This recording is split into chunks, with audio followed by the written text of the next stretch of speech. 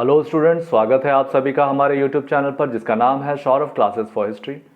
आज मैं जेपीएससी मुख्य परीक्षा के लिए प्राचीन कालीन इतिहास से पांचवा महत्वपूर्ण विषय ऋग्वैदिक काल में समाज, अर्थव्यवस्था और धर्म इस विषय को लेकर उपस्थित हुआ हूँ।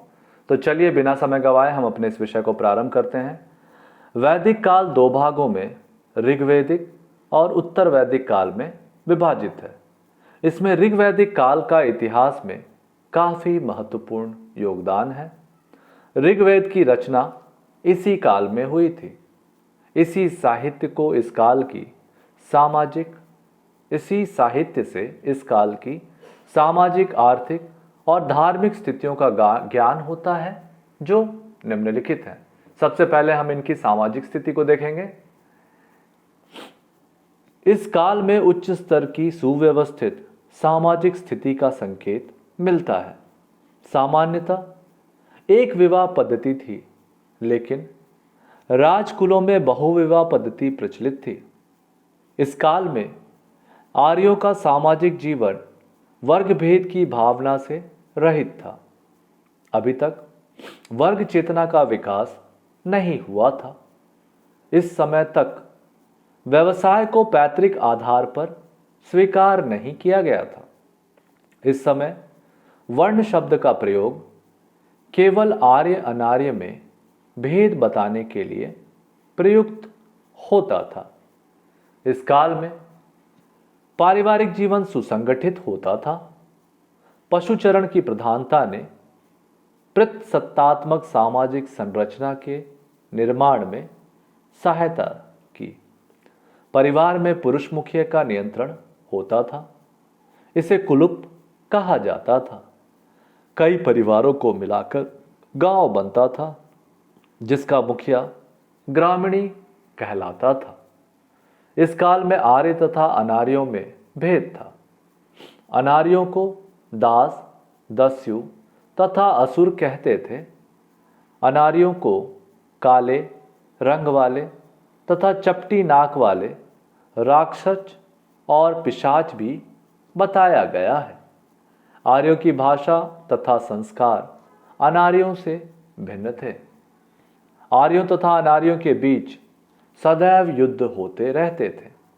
इस काल में लोग तीन प्रकार के वस्त्रों, जिनमें वास, अधिवास तथा नीवी का प्रयोग करते थे। इनके पोशाक रंग बिरंगे तथा आभूषणों से सुसज्जित होते थे। ये हार, कंगन, पायल, कांटे आदि के आभूषणों का प्रयोग करते थे। स्त्रियां तथा पुरुष जूड़े बनाते थे। वे कंघी तथा तेल आदि से भी परिचित थे। इनके भोज्य पदार्थों में रोटी, चावल, जौ, मांस, सोमरस आदि प्रचलित थे। आमोद प्रमोद हेतु रथ, घुड़दौड़, नाच, चौपार आदि प्रमुख थे। ऋग्वैदिक भारत में के आर्य खानाबदोश नहीं थे। वे एक स्थान पर रहते थे। वे लकड़ी और फूस की कुटिया बनाते थे। उनकी कुटिया का वर्णन इन शब्दों में किया गया है। पक्की जमीन पर खंभे गाड़ दिए जाते थे और उनके सहारे अन्य खंभे भी टिका दिए जाते थे। उनके ऊपर तख्ते जोड़कर छत बना ली जाती थी। कोने के खंभों के बीच और लकड़ियां लगा दी जाती थीं। दीवारों की दशरों को घास से बंद कर दिया जाता था। दीवारों की दरारों को घास से बंद कर दी जाती थी। विभिन्न भागों की बल्लियों को खूंटियों, रस्सों और चमड़े की पट्टियों से जोड़ा जाता था। अब हम इनकी सामाजिक स्थिति को देखने के बाद इनकी आर्थिक स्थिति को देखेंगे। ऋग्वैदिक आर्य खेती एवं पशुचरण करते थे। खेती के लिए बैल और सांडों की मदद ली जाती थी। जुती हुई भूमि को उर्वर या क्षेत्र कहते थे। हल को 6, 8 या 12 बैल खींचते थे। फसलों को दरांती से काटा जाता था। सॉरी। कृत्रिम नहरों से सिंचाई की जाती थी। पशुओं के लिए चारागाहें थी। लोगों की संपत्ति पशु के रूप में गिनी जाती थी। ऋग्वेद में गड़ेड़ियों का उल्लेख है। उगाए हुए अनाज को यव और धान्य कहते थे। फसली कीड़े जैसे पक्षी, टिड्डियों तथा अन्य कीड़ों का भी उल्लेख मिलते हैं। जीवन निर्वाह, क्रीड़ा तथा जानवरों से अपने गाय बैल की रक्षा के लिए ऋग्वैदिक भारतवर्षी अलग अलग तरीके अपनाते थे। इस समाज में बढ़ई भी महत्वपूर्ण थे। क्रीड़ा तथा युद्ध के लिए रथ बनाने एवं उसकी मरम्मत करने का काम वे ही किया करते थे। इसके अलावा कुम्हारों तथा सुनारों एवं बुनकरों का भी अस्तित्व था। इस समाज में पदार्थों की वस्तु विनिमय पद्धति प्रचलित थी। वस्तु की खरीद बिक्री के लिए मंडियां थी। मंडियों में सौदेबाजी चलती थी, लेकिन किसी भी किए गए सौदे को निभाने का कर्तव्य सर्वमान्य था। जैसा निम्नलिखित संदर्भों से ज्ञात होता है कि एक व्यक्ति बहुत सी चीज थोड़े से मूल्य पर बेच देता है और फिर ग्राहक के पास ज्यादा दाम मांगता है, लेकिन वह इसलिए अधिक मूल्य नहीं ले जा सकता कि उसने ज्यादा चीज दी है।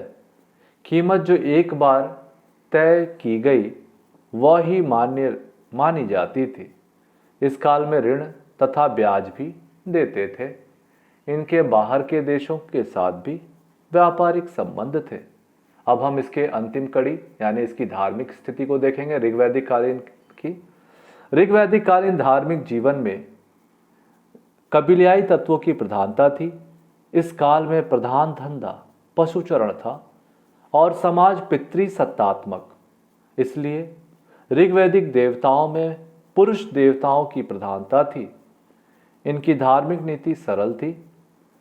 वे कई देवताओं पृथ्वी, सोम, अग्नि, इंद्र, वायु, मरुत, वरुण, घो, अश्विन, सूर्य, सावित्री, मित्र, पूषण आदि की पूजा करते थे।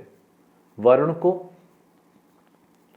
आकाश का देवता माना जाता था और इन्हें सम्मानित स्थान प्राप्त था। इंद्र को मेघों का देवता माना जाता था। इंद्र युद्ध प्रिय और सर्वप्रिय थे। इस काल में पशु पूजा नहीं होती थी। इस काल में लोग देवताओं से प्रार्थना, वरदान या आशीर्वाद हेतु करते थे। इस हेतु यज्ञ संपादित होते थे। यज्ञों में लंबे चौड़े विधि विधान निश्चित थे। ऋग्वेद के उच्चारणकर्ता पुरोहित को होत्री कहा जाता था। इस काल में कई देवताओं के नाम आते हैं, लेकिन ईश्वर व एकता के महत्व को भी स्वीकार किया गया था। इनका पुनर्जन्म में विश्वास था तथा इन्होंने स्वर्ग नरक को भी मानते थे। ये स्तुति पाठ और यज्ञ बलि भी करते थे। इस प्रकार उपरोक्त अध्ययनों से हम पाते हैं कि ऋग्वैदिक काल सरल, भक्तिमय, सुबोध वर्ण व्यवस्था थी, जो आगे चलकर उत्तर वैदिक काल में कर्मकांडी तथा विकृत जातीय व्यवस्था के रूप में परिणत हो गई। लेकिन अर्थव्यवस्था के क्षेत्र में ऋग्वैदिक काल का अस्थायी खेतीहर कृषक वर्ग आगे चलकर स्थायी एवं अन्य संपत्तियों का मालिक बना। तो इस प्रकार से हमारा यह विषय यहाँ समाप्त होता है। आज के लिए बस इतना ही। धन्यवाद।